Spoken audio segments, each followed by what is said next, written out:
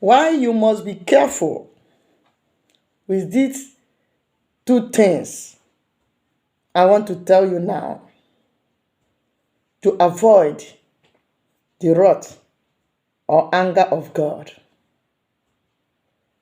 Be careful the way you handle or maltreat these two people. The karma, the universe will not take it easy with you when you are unfair with this group of people. Number one, the widow, the widowers. When you are against making them feel down, punishing them more, giving injustice against a widow, against a widower, against that poor girl, against that poor boy you pick from your village or from any village because their family are poor. You pick her as housemaid and you begin to maltreat her or him. Be careful how you treat poor people. Be careful how you maltreat poor people. Maybe because you think you are better than them.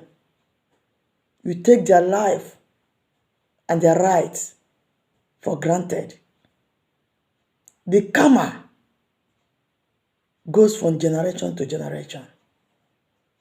When you are so wicked or unfair to a widow or to a widower, the punishment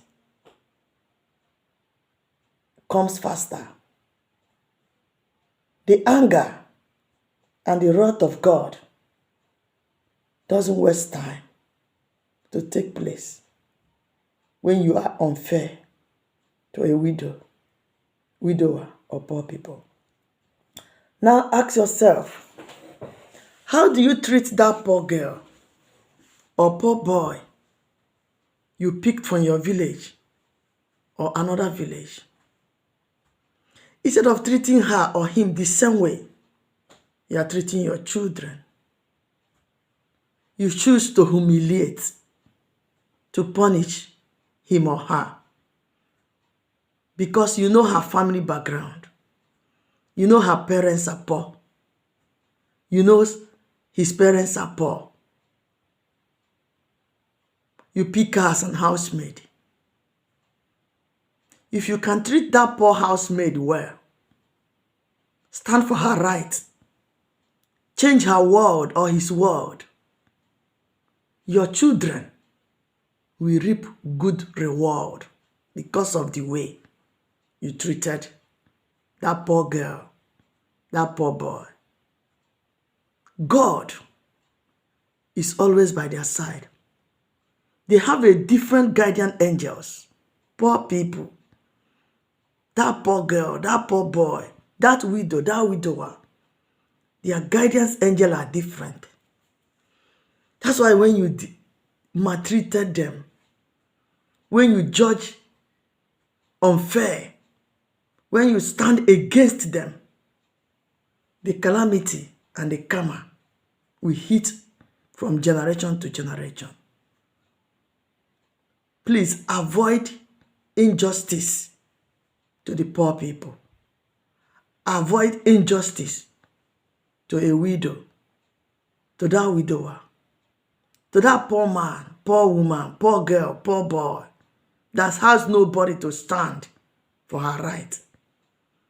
Instead of you standing for her right or his right, because she's poor, you choose to humiliate him or her more.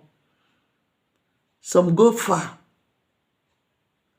reminding them of their poverty in the village, reminding them of how their parents cannot feed them and how you pick them to show them good way, instead of standing for their right and making them feel a new life so that God will reward you and your entire generation for doing that. If you don't want to attract the anger of God or the Spirit, be careful the way you treat the poor people,